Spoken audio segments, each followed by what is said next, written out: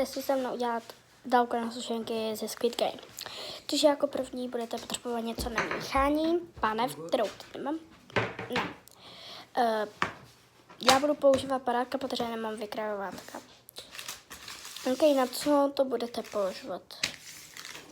Jídla, soda a cukr.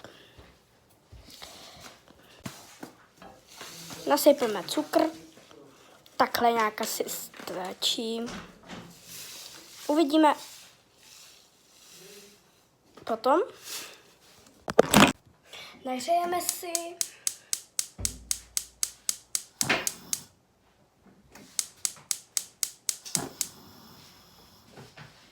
Tak.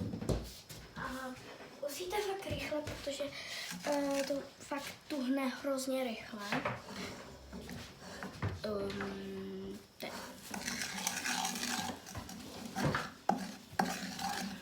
Uklidíš tady pak? Uklid si svý. Neřešte je můj brácha.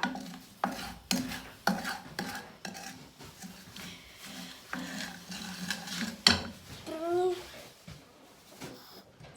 Prčit haslovit. Možná bude pár psů.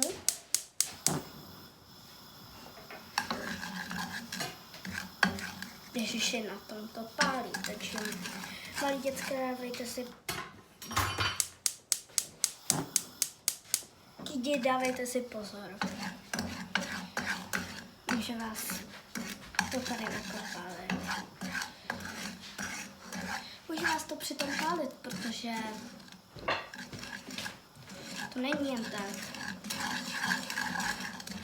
No nic, počkáme, než se to aspoň trošku rozteče a já vám dám vědět. Už se to roztýká, tady už vidím, já trošku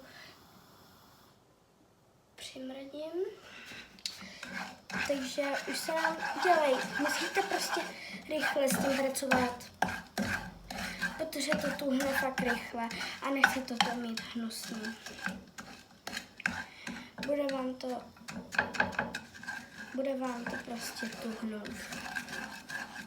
Já vím, už dávno není Squid Game takhle populární, ale bude 3, ale já stejně nemám Netflix, takže nevím, na co mi to bude, ale prostě uvidím aspoň videa na TikToku, na Instagramu, na YouTube, tady. Hele, už se mi to roztýká a bude pár psů, už to vidím. Takže musíte s tím pracovat tak rychleji. Asi jsem tam měla přidat hodně cukru. I když ten cukr nebude tam roztečený, tak